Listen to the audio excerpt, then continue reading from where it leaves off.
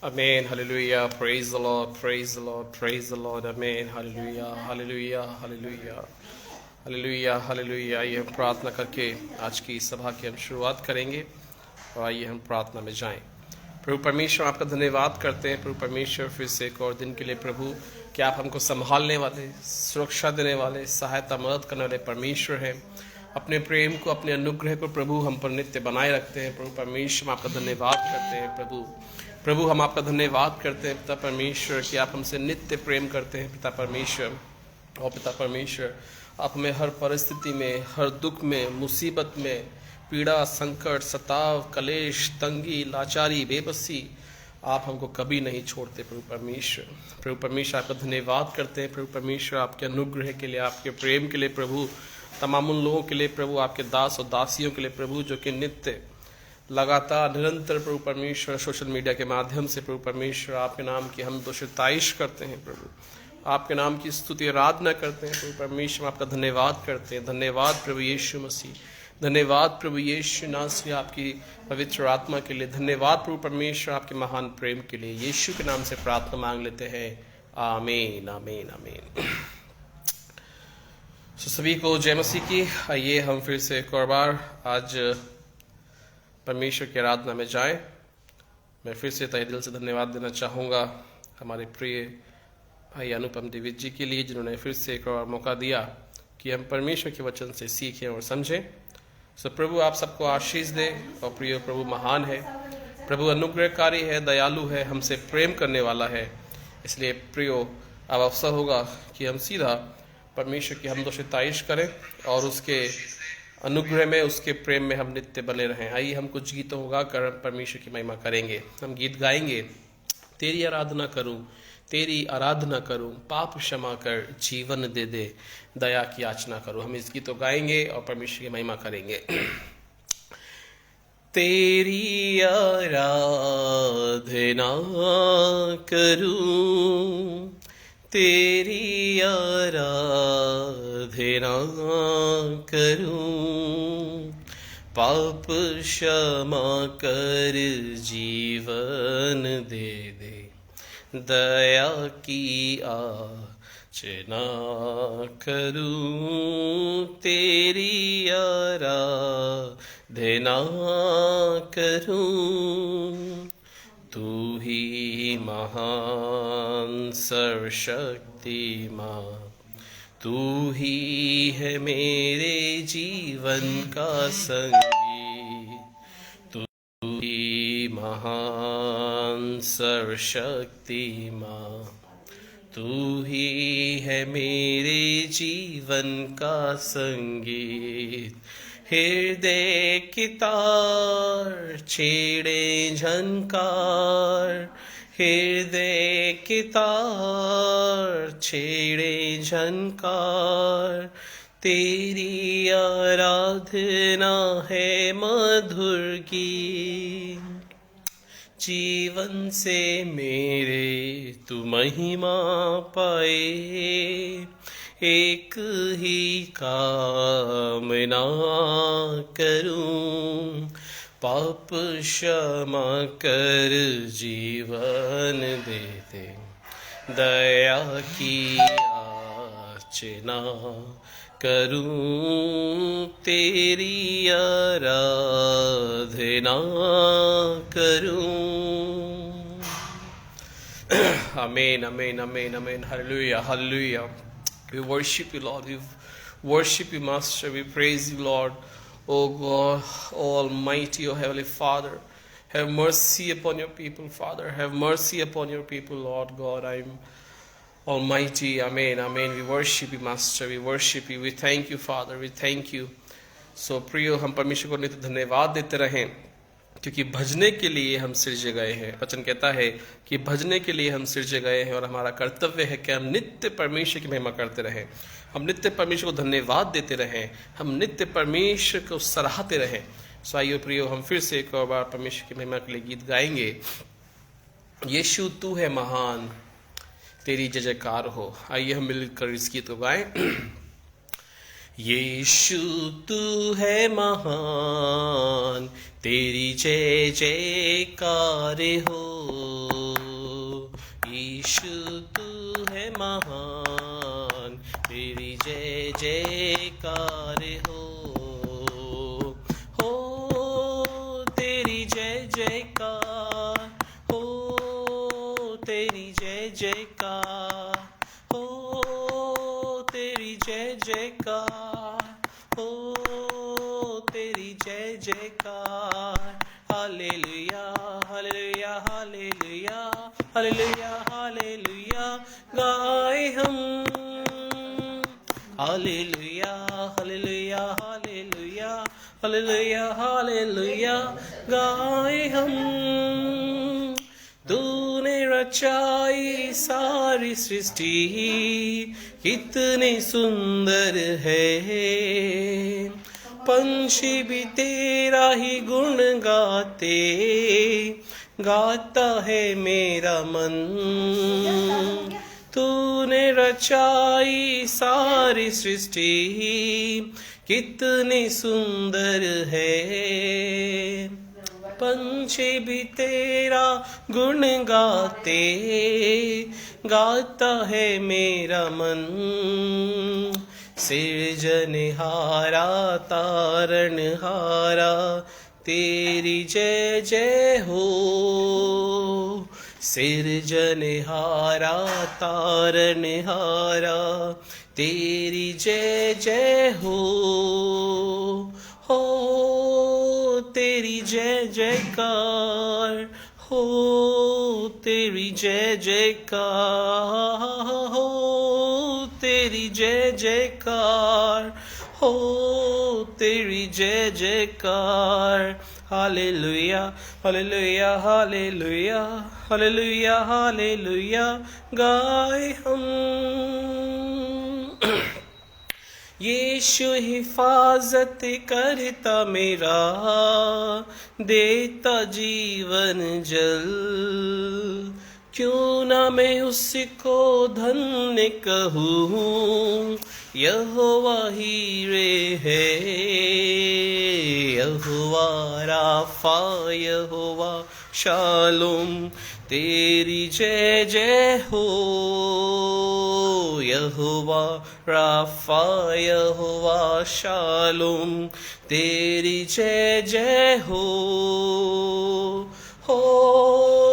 तेरी जय जयकार हो, तेरी जय जयकार हो, तेरी जय जयकार हो, तेरी जय जयकार।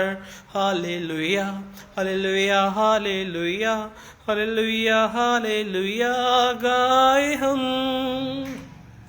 Hallelujah hallelujah hallelujah hallelujah hallelujah गाए हम। आमीन आमीन आमीन आमीन। Hallelujah hallelujah. We worship you lord. और प्रियो, हमें नित्य हमेशा परमेश्वर की स्तुति आराधना करनी चाहिए।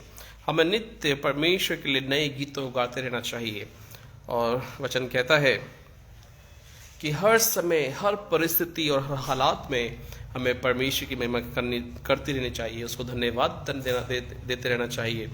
और पौलुस प्रेरित बड़ी सुंदर रूप से कहते हैं कि सब बात में परमेश्वर का धन्यवाद करो।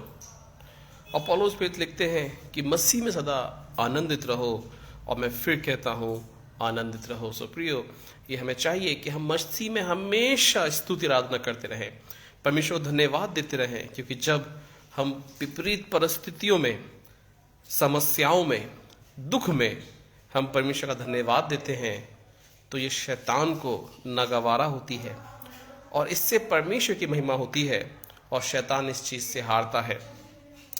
और वचन में बताता है कि परमेश्वर हमको हमारे सहने से बाहर परीक्षा में नहीं डालता। यदि हमारे जीवनों में कई बार कुछ परेशानियां आती हैं, पीड़ाएं आती हैं, दुख आता है, संकट आते हैं, कई बार हमारी हालत ऐसे हो जाती है कि हमें लगता है कि हे प्रभु, अब हम क्या करें।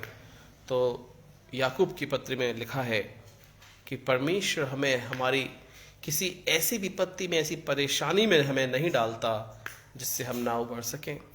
परमेश्वर हमारी लिमिटेशंस को जानता है। परमेश्वर जानता है कि हमारे अंदर कितना पोटेंशियल है। परमेश्वर जानता है कि हमारी कितनी सीमा है, और परमेश्वर हमें कभी भी अकेला नहीं छोड़ता।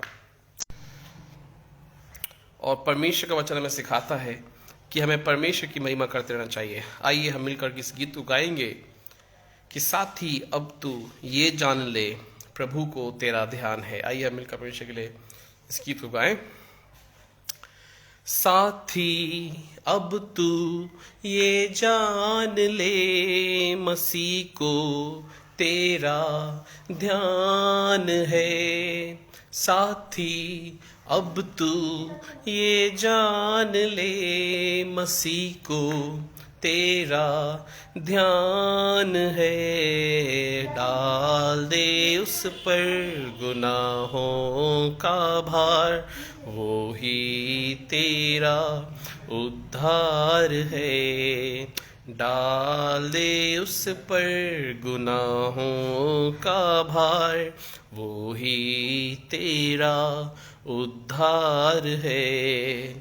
साथी अब तू ये जान ले, मसीह को तेरा ध्यान है। डाल दे उस पर गुनाहों का भार, वो ही तेरा उद्धार है। माता भी भूले बालक को अपनी, जिसको उसने जन्म दिया है। माता भी भूले बालक को अपने, जिसको उसने जन्म दिया है। भूलेगा ना प्रभु तुझको, खून से अपने खरीदा जो है। भूलेगा ना प्रभु तुझको, खून से अपने खरीदा जो है।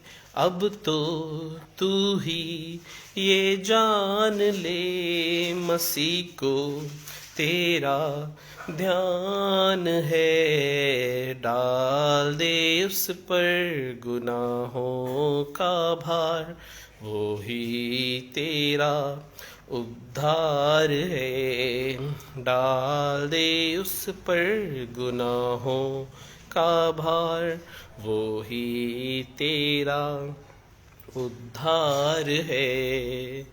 थक जाए तेरे पैरे अगर, मुश्किल लगे है जीवन सफर। थक जाए तेरे पैरे अगर, मुश्किल लगे ये जीवन सफर। बाहों में लेकर प्रभु तुझको संभालेगा शामो शहर। बाहों में लेकर प्रभु तुझको संभालेगा शामो शहर। अब तो तू ही ये जान ले, मसीह को तेरा ध्यान है। डाल दे उस पर गुनाहों का भार, वो ही तेरा उद्धार है। डाल दे उस पर गुनाहों का भार, वो ही तेरा उद्धार है। आमीन आमीन आमीन आमीन। हाँ प्रियो, हमें अपने गुनाहों के भारों को प्रभु यीशु मसीह के ऊपर डालना है, और प्रभु यीशु मसीह ही है जो हमारा उद्धार है। और हमें इस बात को हमेशा याद रखना है कि माता भी अपने एक दूध पिलाऊ बालक को छोड़ सकती है, उसको त्याग सकती है, परंतु हमारा परमेश्वर हमें कभी नहीं छोड़ता, हमें कभी नहीं त्यागता और हमें कभी नहीं भूलता। इसके लिए हमें नित्य अपने आप को इस बात को याद दिलाना है कि परमेश्वर हमारे साथ है।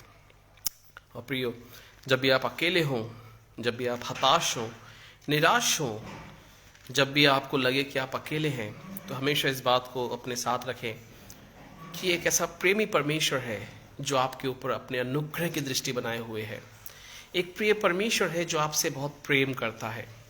और प्रियो, यदि आप अनमैरिड हैं और मान लीजिए आपकी सगाई हो चुकी है, और यदि आप एक लड़की हैं या फिर एक लड़का है, यदि आपको ये पता है कि जिससे मेरी सगाई हुई है, जो मेरा प्रेमी है, वो मुझे देख रहा है, वो अपनी नज़र मेरे ऊपर रखे हुए है,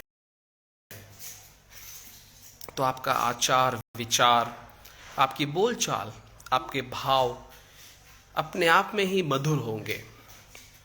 अपने आप में ही आपके आसपास की नेगेटिविटी आपको दिखाई नहीं देगी। क्यों? क्योंकि आपका प्रेमी आपको देख रहा है।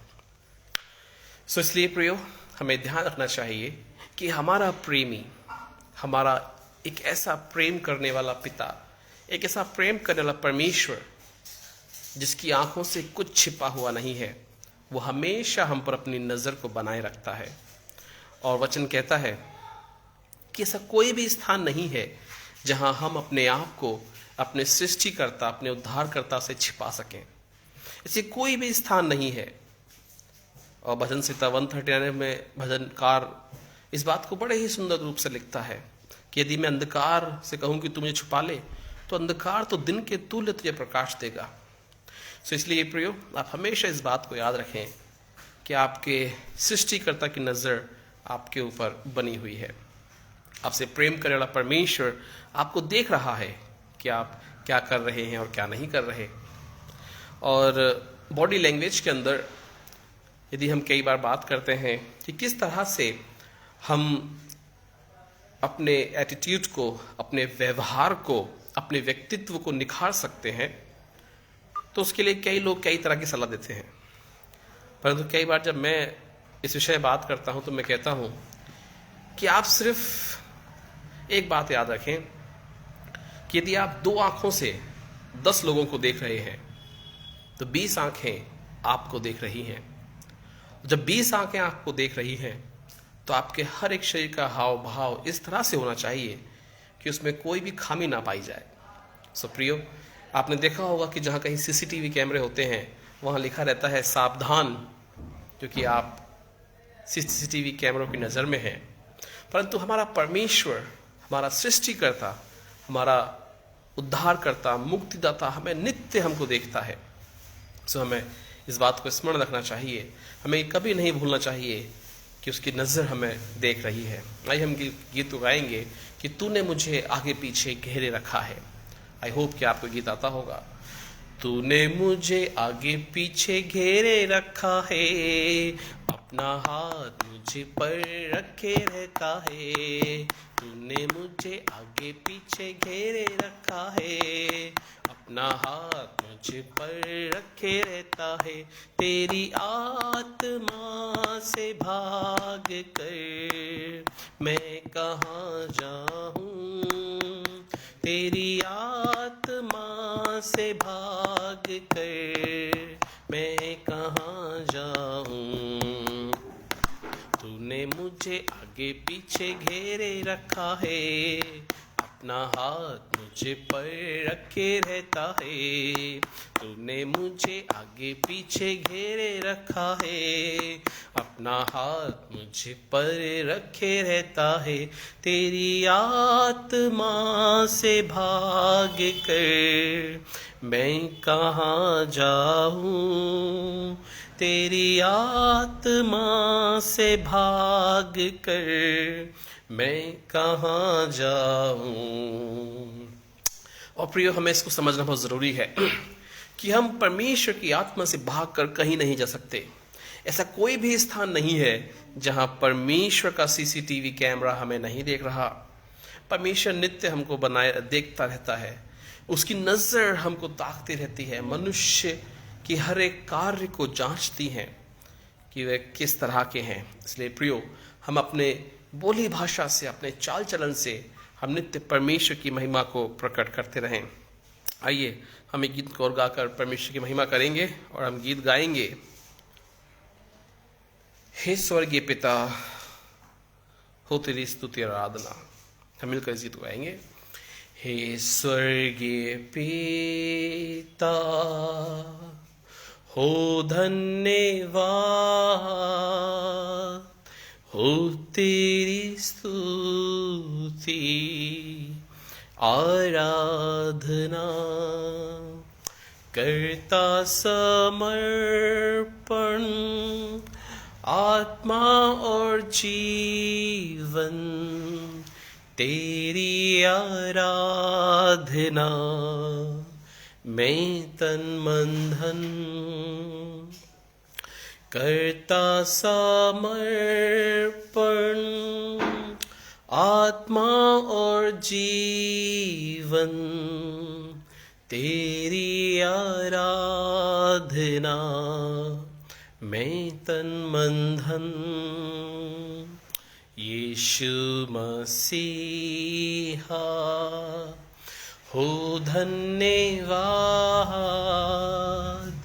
हो तेरी स्तुति आराधना करता समर्पण आत्मा और जीवन तेरी आराधना मैं तन मन धन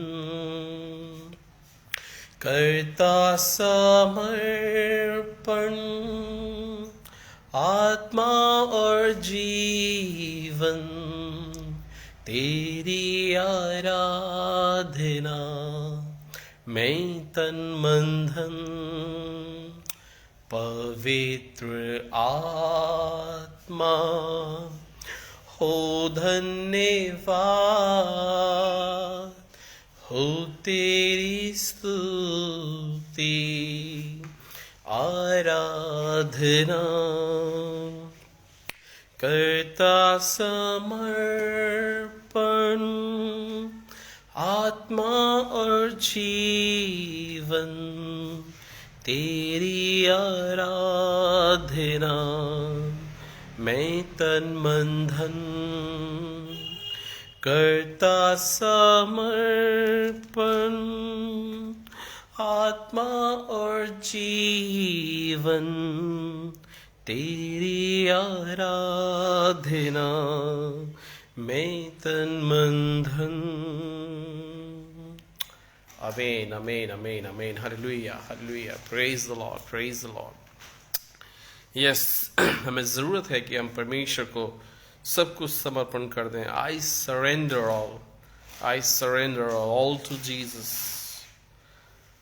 सो अगर आपको ये गीत आता होगा तो अवश्य ही आपने सुना होगा हिंदी में सब कुछ देता हूँ मैं सब कुछ देता हूँ तुझी को मुबारक मुंजी मैं सब कुछ देता हूँ yes I surrender all to Jesus I surrender all. Oh Lord God Almighty, thank you, we worship you, Father. आइए हम एक और गीत तो गाएंगे, शायद आपको आता होगा। तेरी शीरीन आवाज मैं सुनता हूँ ए खुदा, तेरी शीरीन आवाज मैं सुनता हूँ खुदा, बुलाती पास उस चश्मे से, सलीब से जो बहा, आता हूँ मसीह, आता तेरे पास, धो के साफ कर चश्मे से,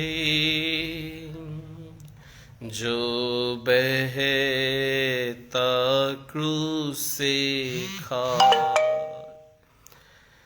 तेरी शीरीन आवाज मैं सुनता हूँ खुदा,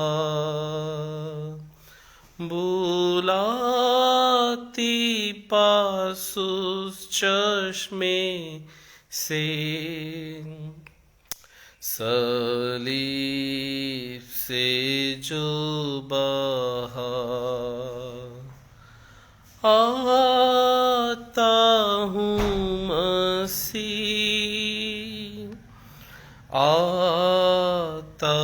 तेरे पास। धो के साफ कर चश्मे से जो बहता क्रूस से खास। आमीन आमीन आमीन आमीन आमीन। Hallelujah hallelujah. Praise the lord praise the Lord. आइए प्रियो, हम वचन की ओर जाएंगे और हम कंटिन्यू करेंगे अपनी स्टडी को जिस पे हम मनन कर रहे थे। और आज हम कंटिन्यू करते हुए हम रोमियो की पत्री और उसका दूसरा अध्याय आज हम वहीं से सीखेंगे। आप मेरे साथ निकाल सकते हैं रोमियो की पत्री और उसका दूसरा अध्याय। और हम पूरा नहीं, जैसा कि हम मनन कर रहे हैं कि हम रोमियो की पत्री से सीखेंगे और रोमियो की पत्री उसका दूसरा अध्याय और उसके कुछ मुख्य हाइलाइट्स को मैं आपको बताकर हम कुछ वचनों पर मनन करेंगे। रोमियो की पत्री को यहाँ पर पौलुस प्रेरित दो भागों में बांट रहे हैं। और पहला है कि परमेश्वर का न्याय। पहली आयत से लेकर यदि आप उसकी 16 आयत तक देखेंगे तो यहाँ पर आप परमेश्वर के न्याय के विषय में पौलुस प्रेरित रोमियो की पत्री को लिख रहे हैं। फिर उसके बाद यदि आप 17 आयत से लेकर देखेंगे उसकी 29 आयतों तक, तो यहाँ पर रोमियो की पत्री को पौलुस प्रेरित यहूदी और व्यवस्था इसके विषय में समझा रहे हैं। सो प्रियो, आज हम जो मनन करेंगे वो हम कुछ बातों को सीखेंगे और मैं उसकी 17 आयत से आपके सामने पढ़ रहा हूँ। यहाँ पर लिखा है, यदि तू यहूदी कहलाता है और व्यवस्था पर भरोसा रखता है और परमेश्वर के विषय में घमंड करता है और उसकी इच्छा जानता और व्यवस्था की शिक्षा पाकर उत्तम उत्तम बातों को प्रिय जानता है और अपने भरोसा और उस पर भरोसा रखता है कि मैं अंधे का अगुआ और अंधकार में पड़े हुओं की ज्योति और बुद्धिहीनों को सिखाने वाला और बालकों का उपदेशक हूँ और ज्ञान और सत्य का नमूना जो व्यवस्था में है मुझे मिली है। अतः क्या तू जो दूसरों को सिखाता अपने आप को नहीं सिखाता? यहाँ पौलुस प्रेरित जो मुख्य रूप से बात कर रहे हैं, सिखाना चाहते हैं, वो शिक्षकों को, अगुवों को, पासवानों को। जैसा कि हम जानते हैं याकूब की पत्री को, और मुख्य तौर से हम बात करें तिमोथियुस की पत्री को हम पास्टर्स एपिस्टल्स कहते हैं, पासवानों की पत्री हम कहते हैं। लेकिन प्रियो, यहाँ पर पौलुस प्रेरित जो यहूदियों के संदर्भ में लिख रहे हैं, तो यहाँ पर यहूदियों के संदर्भ में लिखते हुए कह रहे हैं कि तू जो यहूदी कहलाता है और व्यवस्था पर भरोसा रखता है। यदि इस वचन को हम वर्तमान में कंपेयर करें तो हम कहेंगे कि हम जो मसीही कहलाते हैं और परमेश्वर के वचन पर भरोसा रखते हैं, क्योंकि परमेश्वर का वचन सिर्फ यहूदियों के लिए नहीं है। परमेश्वर का वचन किसी एक स्थान, जाति, समुदाय विशेष के लिए नहीं लिखा गया। परमेश्वर का वचन संपूर्ण पृथ्वी के लिए है। और परमेश्वर का वचन रोमियो की पत्री उसका दूसरा अध्याय, और जब हम यहाँ पर 17वीं आयत को समझ रहे हैं तो यहाँ पर जो यहूदियों के लिए लिखा गया है कि तू यहूदी कहलाता है और व्यवस्था पर भरोसा रखता है और परमेश्वर के विषय में घमंड करता है। तो ये जो बात है यह सिर्फ उस संदर्भ में जब पौलुस प्रेरित रोमियो की पत्री को लिख रहे थे तो वह अवश्य ही यहूदियों पर लागू होती थी, परंतु वर्तमान में वचन हमें बताता है कि अब मसीह यीशु में ना कोई यहूदी रहा, ना कोई यूनानी रहा, ना ही कोई स्त्री है और ना ही कोई पुरुष है। तो यह जो वचन है आज हम मसीहों के लिए है। तो हम इसको इस तरह समझेंगे कि तू जो यहूदी कहलाता है, हम इसको समझने के लिए कहते हैं कि तू जो मसीही कहलाता है और व्यवस्था पर भरोसा रखता है, अर्थात तू जो वचन पर या बाइबल पर भरोसा रखता है और परमेश्वर के विषय में घमंड करता है। और हम यहाँ पर कहेंगे कि हम जो मसीह में घमंड करते हैं और उसकी इच्छा और व्यवस्था की शिक्षा पाकर उत्तम उत्तम बातों को प्रिय जानते हैं, अर्थात हमें पता है कि परमेश्वर के वचन अनुसार अच्छी बातें क्या हैं, उत्तम बातें क्या हैं। और पौलुस पे जैसे लिखते हैं कि जो बातें सुहावनी हैं, जो बातें मनभावनी है, हमें उन बातों पर ध्यान करना चाहिए। तो यहाँ पर जो 19वीं आयत में वहां पर लिखा हुआ है, और अपने पर भरोसा रखता है कि मैं अंधों का गवाह और अंधकार में पड़े हुओं की ज्योति हूं। यहां पर पौलुस प्रेरित डायरेक्ट उन लोगों से बात कर रहे हैं जो परिपक्व हैं, जो सेवकाई में हैं, जो अपने आप को ज्योति कहते हैं, जो अपने आप को अगुवा कहते हैं, लीडर कहते हैं। और यहां पर पौलुस प्रेरित उन लीडर्स से बात कर रहे हैं कि यदि आप एक लीडर हो, यदि आप एक अगुवे हो, आप सिखाने वाले हो, आप जो परमेश्वर की व्यवस्था पर घमंड करते हो, आप जो परमेश्वर के वचन पर घमंड करते हो। और 20वीं आयत में लिखा है, और बुद्धिहीनों का सिखाने वाला और बालकों का उपदेशक और ज्ञान और सत्य का नमूना जो व्यवस्था में है मुझे मिला है। यदि आप ये कहते हैं कि मैं बुद्धिहीनों को सिखाने वाला हूं, मैं बच्चों का उपदेशक हूं, बालकों का उपदेशक हूं, और ज्ञान सत्य का नमूना हूं। यहां पर पौलुस प्रेरित हम पासवानों से या उनसे जो मसीह में परिपक्व हैं उनसे संवाद कर रहे हैं, जो कि 17वीं आयत अनुसार यहूदियों को संबोधित कर रही है। और वो कहते हैं 21वीं आयत में, अतः तू जो दूसरों को सिखाता है और अपने आप को नहीं सिखाता। यहां पर पौलुस प्रेरित अवश्य ही एक प्रश्नवाचक चिन्ह खड़ा कर रहे हैं, और वो कह रहे हैं कि तू जो दूसरों को सिखाता है पर अपने आप को नहीं सिखाता। अर्थात उन्होंने कुछ ना कुछ कमियां, कुछ ना कुछ खामियां उन लोगों में पाई जो अपने आप में घमंड कर रहे हैं, जो अपने आप को ज्योति कह रहे हैं, जो अपने आप को सिखाने वाला कह रहे हैं। और पौलुस प्रेरित यहां पर लिखते हैं कि तू तो कहता है कि तू ज्योति है, तू कहता है कि मैं सिखाने वाला हूं, लेकिन तू जो दूसरों को सिखाता है, क्या तू अपने आप को नहीं सिखाता? क्या तू जो चोरी ना करने का उपदेश देता, आप ही चोरी करता है? प्रियो, एक कहावत है कि जहां दिया होता है उसके नीचे अंधेरा होता है। और न जाने क्यों इस तरह का संसार में कई बार देखने में पाया गया है या आता है, या पासवानों की फैमिली में इस तरह से पाया जाता है कि जहां जहां प्रभु की सेवकाई करने वाले पासवान दिन और रात प्रभु की सेवकाई कर रहे हैं, दूर दूर शहरों में, गांव में, गलियों में, सुनसान जगहों पर जहां कोई कभी नहीं गया, जहां आदिवासी रहते हैं, पहाड़ों में, जंगलों में जाकर परमेश्वर के वचन की सेवकाई कर रहे हैं, बच्चे, उनके अपने लोग कई बार संसारिकताएं भटक जाते हैं। क्यों? क्योंकि शैतान जो है उसके पास एक अच्छी लिस्ट है, जिसमें सबसे पहले उसका जो टारगेट होते हैं वो पासवानों का परिवार होता है, पासवानों के बच्चे होते हैं।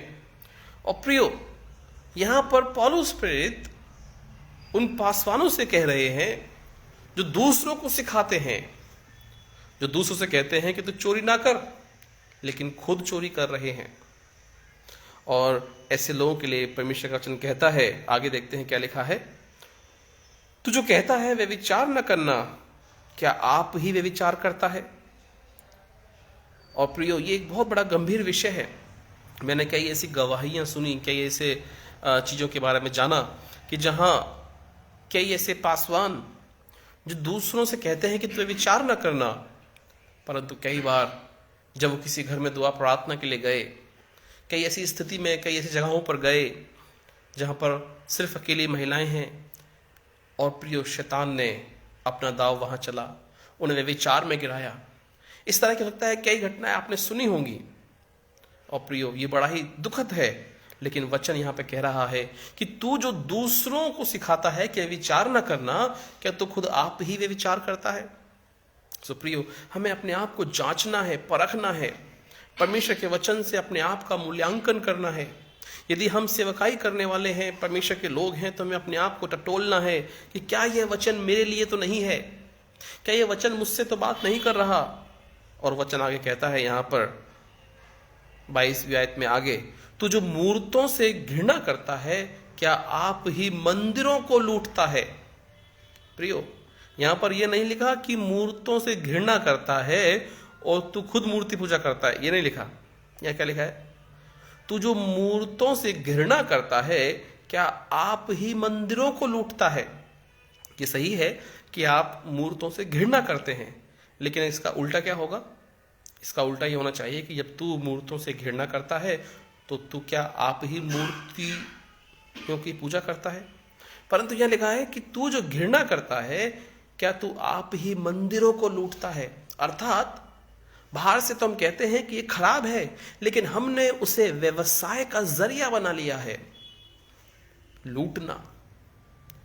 हम कहेंगे कि प्रियो, ये ऐसा है, ये वैसा है, हाँ ये बहुत गलत चीज है, लेकिन शायद कहीं ना कहीं हम चाहते हैं कि लोग उसमें फंसकर हमारे पास आए, और ऐसा हो कि लोग हमारे पास आए और हमारा धंधा या हमारा काम चलता रहे।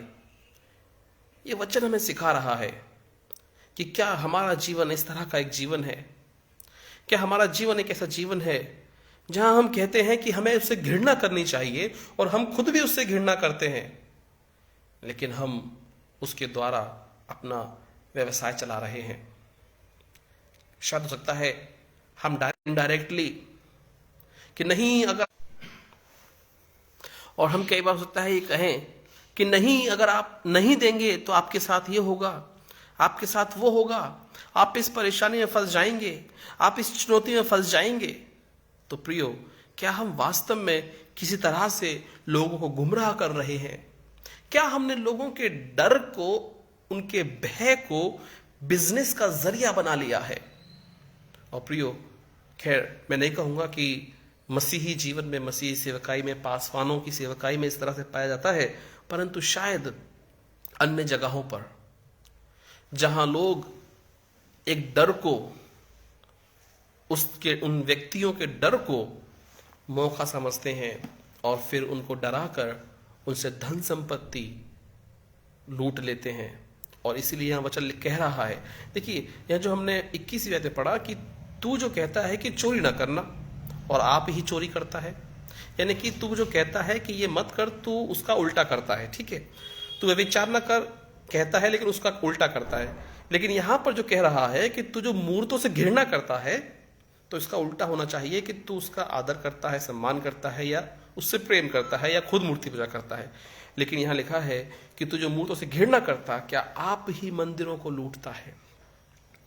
प्रियो, प्रभु यीशु मसीह ने भी जब देखा कि मंदिरों में व्यापार हो रहा है, तो यीशु मसीह को क्रोध आया। उन्होंने कोड़ा बनाया और उन्होंने वहां के जो व्यापारी थे उनको मंदिर से खदेड़ दिया और कहा कि लिखा है कि मेरा घर प्रार्थना का घर कहलाएगा, लेकिन तुमने उसे डाकुओं की खो बना दिया। परमेश्वर नहीं चाहता कि हम किसी भी तरह से लोगों के डर को, या किसी भी तरह से हम लोगों के विश्वास को डाकुओं की खो अर्थात लूटने वाला जीवन हमारा जीवन हो, कि हम लोगों के जीवनों को लूटें।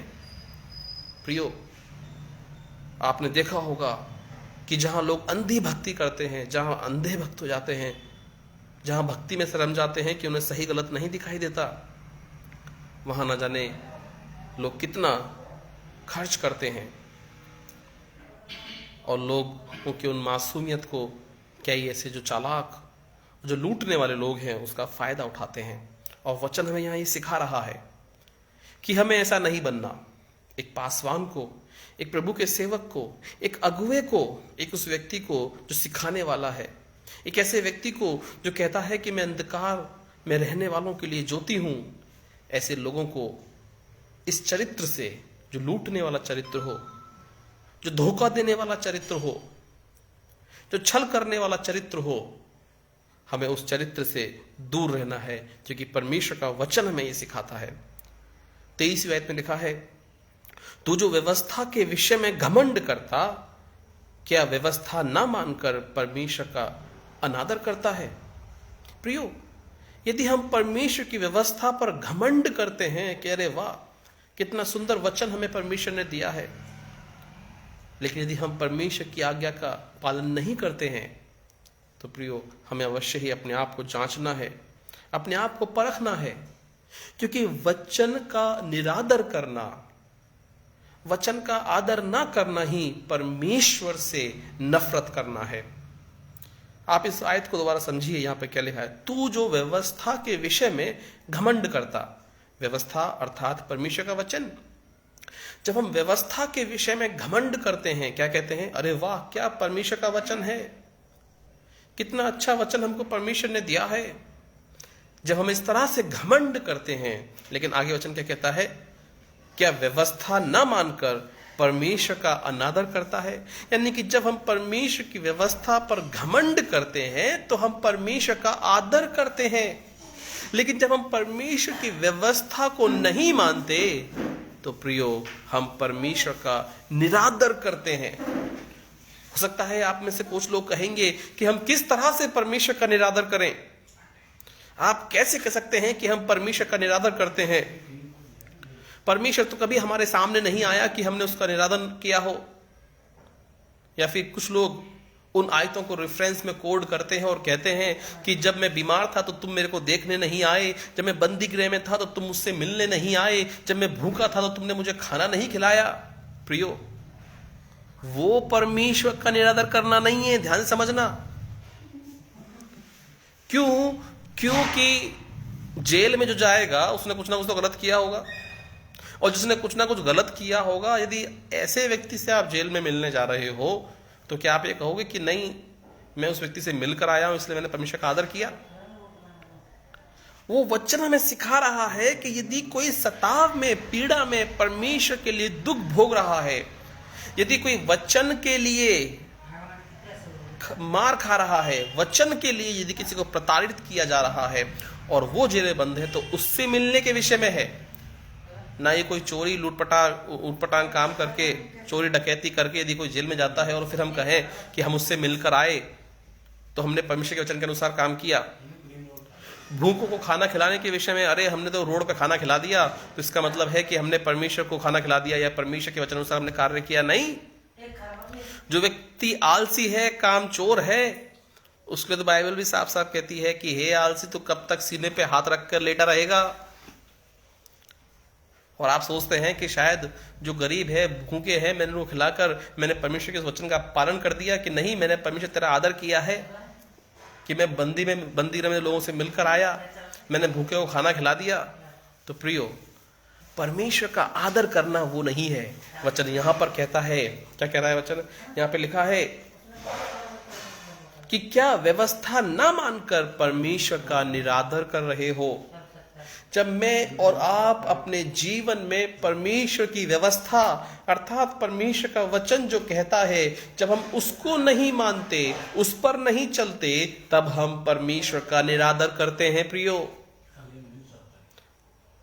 हमें से कभी किसी ने परमेश्वर को नहीं देखा, हमें से कभी किसी के सामने परमेश्वर खुद आके प्रकट नहीं हुआ, तो हम परमेश्वर को कैसे जानेंगे? यदि हम उसके वचन को मानते हैं तो हम उसका आदर करते हैं, और यदि हम उसके वचन को नहीं मानते तो प्रियो, हम परमेश्वर का निरादर कर रहे हैं। एक गीत मुझे याद आता है, और वो गीत है कि आदर करेगा जो प्रभु यीशु का, वो स्वर्गीय आशीष पाएगा। आइए हम कुछ समय के लिए इस गीत को मिलकर गाएं, परमेश्वर की महिमा करें। आदर करेगा जो प्रभु यीशु का, स्वर्गीय आशीषें पाएगा। निरादर करेगा जो यीशु का, सीधा नरक में जाएगा। आदर करेगा जो प्रभु यीशु का, स्वर्गीय आशीषें पाएगा।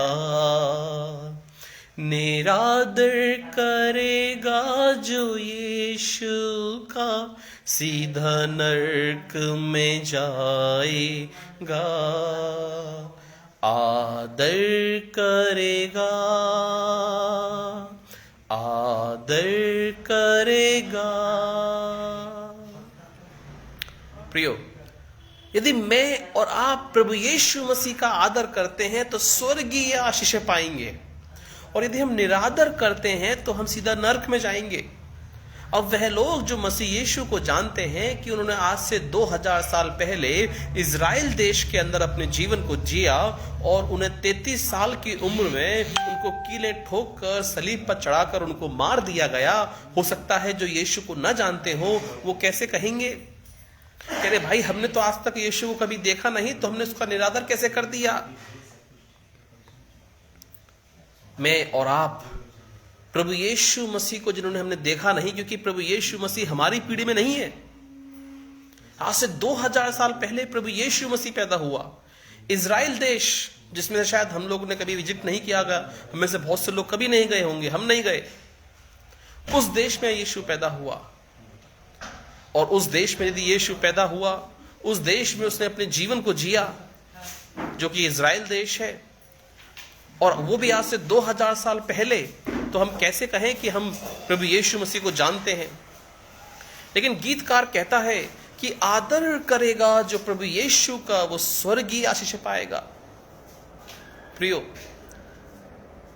प्रभु यीशु मसीह को मानने वाले लोग, अर्थात मसीही लोग, ईसाई लोग, क्रिश्चियंस लोग, वो उस रहस्य को जानते हैं जो अन्य जाति नहीं जानते। और वो रहस्य है कि यीशु मसीह, जीसस क्राइस्ट, ईसा 2000 साल पहले जब इस पृथ्वी पर आए और उन्हें कीले ठोककर सलीब पर चढ़ाकर मार दिया गया, और 3 दिन के बाद जब उनको कब्र में रखा गया और 3 दिन के बाद वो उस कब्र में से जी उठे, और 40 दिन तक वो यीशु मसीह लोगों को दिखाई देता रहा। 40 दिन तक यीशु मसीह मरने के बाद जब जी उठे तो लोगों के साथ बातचीत करते रहे 40 दिन तक, और फिर वो सबके देखते देखते स्वर्ग पर उठा लिए गए। मसीही लोग या ईसाई लोग या विश्वासी लोग जो कहलाते हैं, वो इस बात को जानते हैं कि जिस यीशु से हम प्रार्थना कर रहे हैं वो मर के जी उठा वाला परमेश्वर है। वो मरा लेकिन वो 3रे दिन के बाद जी उठा। अब वो मरा हुआ नहीं है। आज के समय में न जाने कितनी समाधियां हैं, कितनी दरगाहें हैं, कितने समाधि स्थल हैं जो इस बात का प्रतीक है कि वो मरे, और उनकी कब्रें या उनकी यादगारी में बना हुआ वो जगह आज भी है। ताजमहल, मुमताज की जो कब्रगाह है ताजमहल, अकबर का मकबरा जहां पर अकबर की कब्र है। इसी तरह संसार के अंदर जितने भी पीर पैगंबर, जितने भी ज्ञानी ध्यानी, जितने भी लोग आए, वो सब मरे। लेकिन ईसा मसीह के बारे में, यीशु मसीह के बारे में कहा जाता है प्रियो कि वो मरने के बाद 3 दिन के बाद जब उनको कब्र में रखा गया तो उनकी कब्र से वो जी उठे। और इज़राइल देश के अंदर आज भी वो कब्र खाली है, और इज़राइल देश के अंदर जो वहाँ के क्रिश्चियंस हैं और जो लोग यरूशलेम को जाते हैं, वो उस कब्र को देख के आते हैं कि वो कब्र आज खाली है। सो प्रियो, आदर करेगा जो प्रभु यीशु का वो स्वर्गीय आशीष पाएगा। हम एक ऐसे यीशु का आदर करते हैं जो मरा हुआ नहीं है, जो जीवित है, जो जीवित है। और बाइबल में लिखा हुआ है कि वो यीशु जब 3 दिन के बाद मर के जी उठा और फिर 40 दिन तक वो लोगों को दिखाई देता रहा, और 40 दिन के बाद वो स्वर्ग पर उठा लिया गया।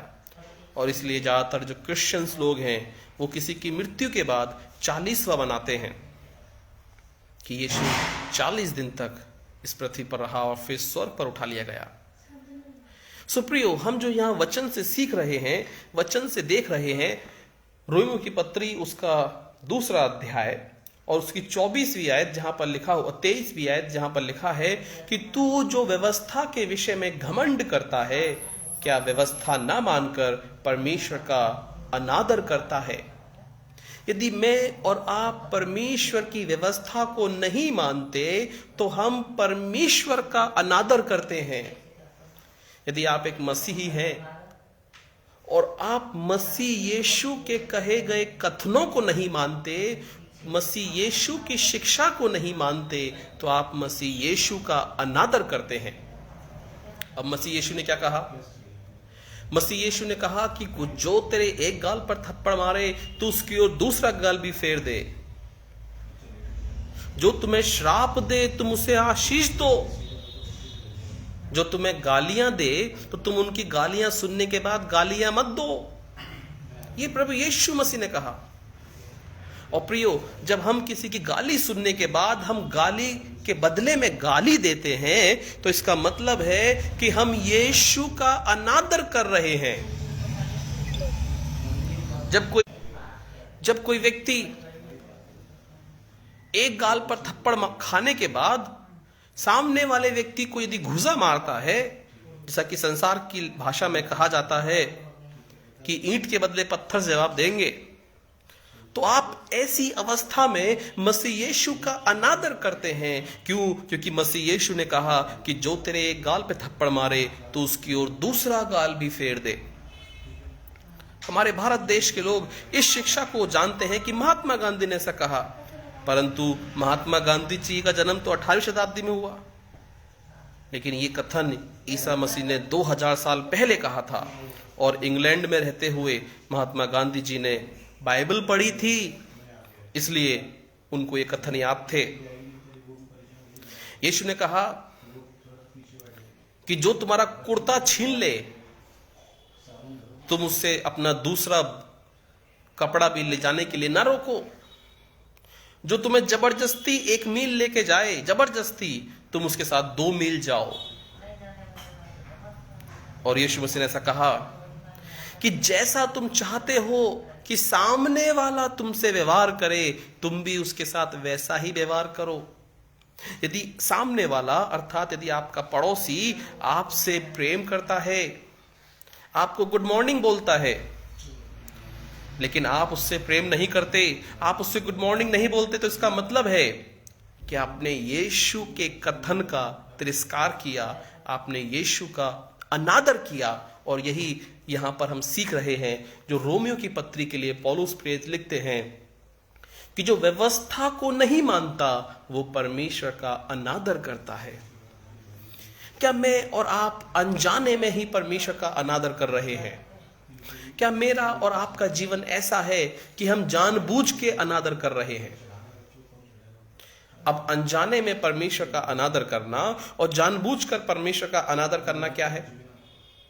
यदि आप प्रभु यीशु मसीह के इन कथनों को जानते हैं कि जो तेरे गाल पे थप्पड़ मारे उसकी ओर दूसरा गाल भी फेर दे, और आप इसको जानने के बाद जब कोई आपके गाल पे थप्पड़ मारे उसकी ओर दूसरा गाल नहीं फेरते, तो इसका मतलब है कि आपने जानबूझकर परमेश्वर का अनादर किया।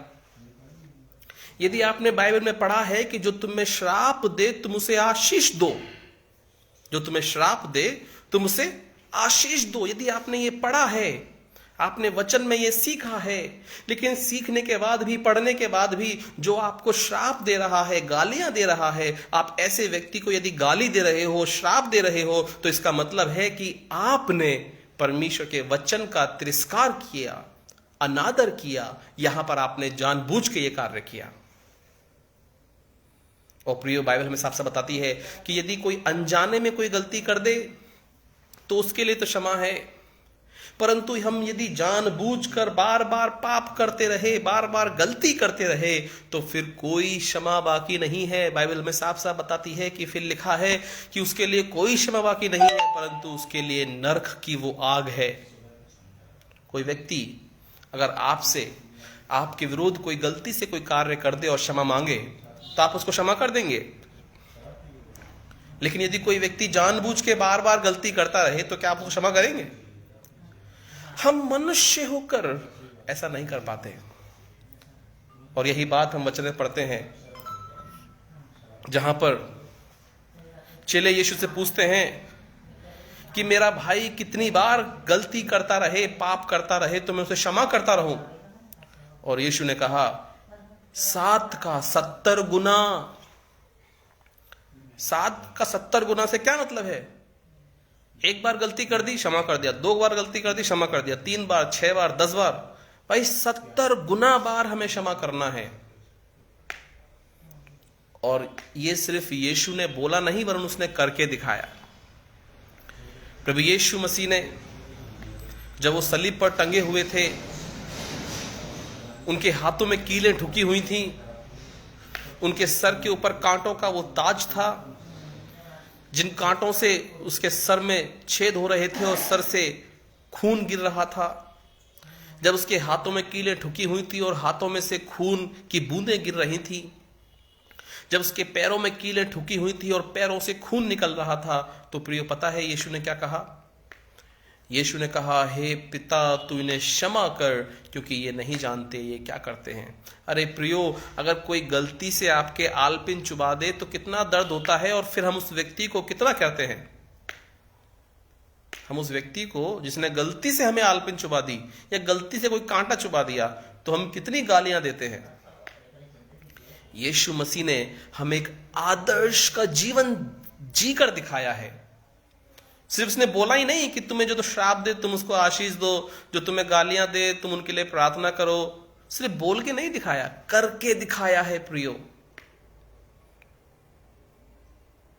और वचन हमें साफ साफ बताता है, बाइबल हमें साफ साफ बताती है कि जिसके अंदर मसीह यीशु का चरित्र नहीं है वो मसीह नहीं है। यदि हमारे अंदर मसीह यीशु की ये शिक्षाएं वास करती हैं कि कोई हमारे एक गाल पे थप्पड़ मारे तो हम उसको दूसरा गाल दे दें, यदि कोई हमसे कुछ छीन ले तो हम जबरदस्ती ना करें परंतु जो है उसको और दे दें, यदि हमारा सा चरित्र है तभी हम मसीह हैं प्रियो। अन्यथा हम मसीह यीशु का अनादर करने वाले ठहरे, हम वचन का अनादर करने वाले ठहरे। क्योंकि यहां पर यही लिखा है कि तू जो व्यवस्था को जानता है और व्यवस्था को नहीं मानता तो परमेश्वर का अनादर करता है। और इसी व्यवस्था के विषय में रोमियो की पत्री में ही पौलुस प्रेरित कहते हैं कि जब व्यवस्था आई तो पाप जी उठा। और प्रियो, वचन हमें बहुत कुछ सिखाता है। हम इस रोमियो की पत्री को कंटिन्यू करते रहेंगे। आज हमने दूसरा अध्याय पढ़ा है।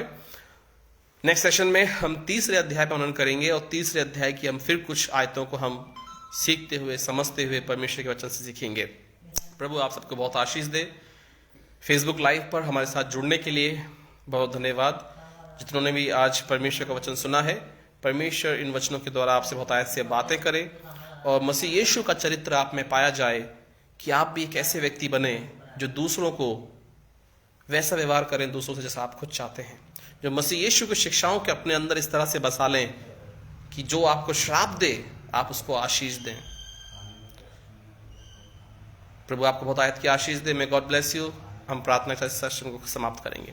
मसीह यीशु आपका धन्यवाद आज की शिक्षा के लिए। प्रभु हम चाहते हैं कि जिन्होंने आज आपके वचन को सुना है वो आपका आदर करने वाले बन जाए। वो सिर्फ क्रियाकांडों से या चढ़ावों से ही नहीं, दिखावट से नहीं, परंतु आपके वचन के ऊपर चलने के द्वारा आपका आदर करने वाले बन जाएं। प्रभु मसीह यीशु हमें शिक्षा दे, हमें समझ दे कि हम तेरे वचनों की गहराई को समझते हुए उन पर चलने वाले बन जाएं। हम गले में क्रॉस लटका के या घरों के अंदर बड़े बड़े फोटो टंगा के कि हम यीशु मसीह के लोग हैं, उससे हम तेरा आदर ना करें, परंतु जैसा जीवन तूने जिया है वैसा जीवन जीने के द्वारा हम तेरा आदर करने वाले बन जाएं। यीशु के नाम से प्रार्थना मांगते हैं। आमीन आमीन आमीन। मे God bless you. Thank you so much everyone for joining with us. और फिर से हम मिलेंगे 10 तारीख को ठीक 8 बजे हम फिर से परमेश्वर की महिमा के मिलेंगे। Thank you.